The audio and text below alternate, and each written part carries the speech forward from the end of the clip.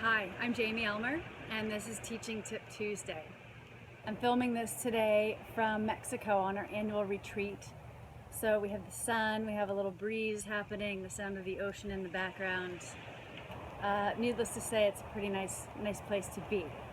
So wherever you are watching this, if you're watching this in the next month or two, it's probably still winter, and I hope you feel a little warmth being sent your way. So today's teaching tip and the tip for the week is about getting on your mat.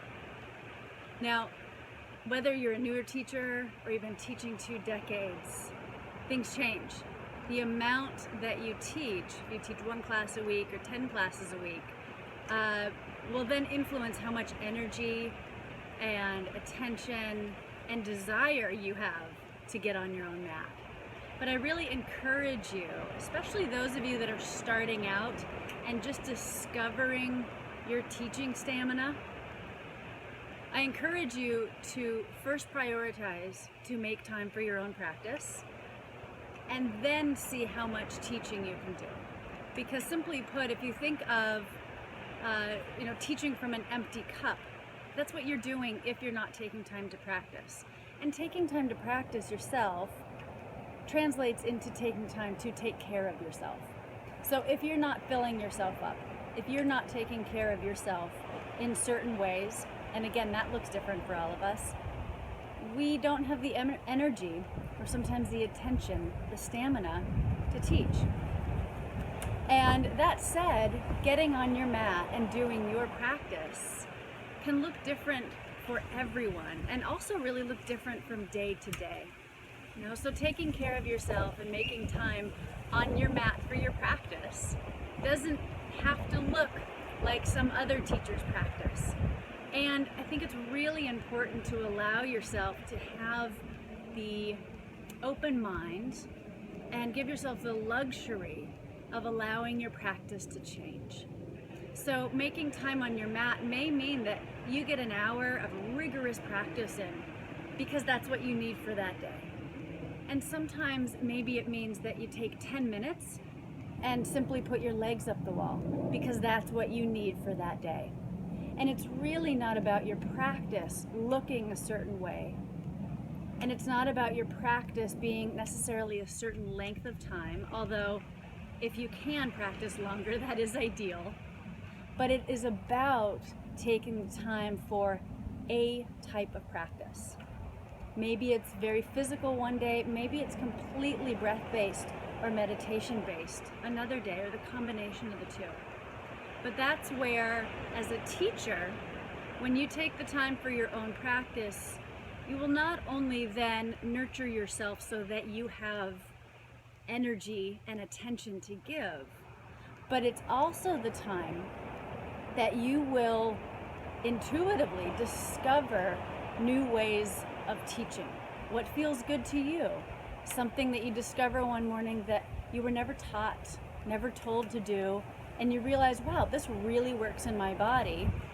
You work with it more and perhaps take that into your teaching. So we can take time for our practice and practice with a teacher, which is necessary. We always need to take time and make space in our life to be a student consistently. We can take time and practice by listening to an audio, take time to practice by watching something online. There's a lot of resources that can bring us and guide us on our mat.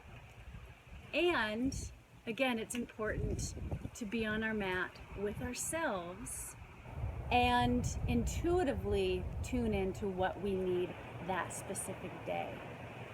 So I'm a real firm believer at this point that we need the variety. Again, we need guidance from teachers. We need to also be our own teacher. And that said, maybe your practice isn't about getting on your mat that day, but that day you need to go take a hike, you need to swim in the ocean, you need to go to a spinning class. Moving and breathing and paying attention are all ways that we can practice and need to practice, and it comes in many, many forms. So the bottom line is about taking the time for a practice. Maybe it's Tai Chi that day. Maybe it's a dance class.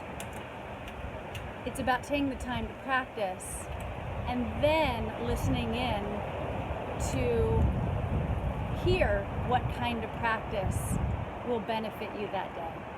And sometimes it changes with the seasons, obviously. It changes with the temperature and the time of day. If it's a stressful time in your life, if it's a fairly relaxed, easygoing time in your life. But again, it's about carving out the time for practice. And it could look 10,000 different ways. So that's my reminder, my tip for the week, is to make time for yourself so that you can be of service. And again, once you've been teaching for years, maybe a few decades, you'll look back and see the ebb and flow of your teaching, the ebb and flow of what you were doing in your personal practice time, and allow it to change and know that it should change, I think. But it is still about carving out that space for you. Because bottom line, as teachers, for me, I feel as if it is about being of service. And if I'm not feeling good, that's okay. Life happens. I'm not always feeling good. I don't always have the energy. But you do your best to take care of yourself so that you can be of service. And then when I'm feeling great and life is flowing and nothing too dramatic's going on, I'll have a different kind of energy to share. But again, we do our best to take care of ourselves, carving out the time for our practice, whatever that looks like, so that we can be of service to others and show up. So even if you only have 5 minutes a day, do it. Do something. Do jumping jacks, jump rope, take shavasana, do 5 sun salutations. Notice what you're called to do and really ask yourself in your heart, in your body, what do I need to do today so that I can show up a little more fully and go out and be of service in my teaching. So thanks for listening again. And maybe one of these years you'll join me here in Mexico. It's really a precious week. I can't say enough about it, but that's not what this teaching tip is about right now. So I hope you've enjoyed the view, at least, and feel the heat coming your way. And please join me next week. I put just a minute of these teaching tips on Instagram. My Instagram is Jamie Elmer Yoga. And if you're watching this, you've probably seen it on YouTube. You can also connect with me more at jamieelmer.com. So keep breathing, keep teaching, keep showing up for yourself by giving yourself a practice, and have a good week. Hope to see you again soon.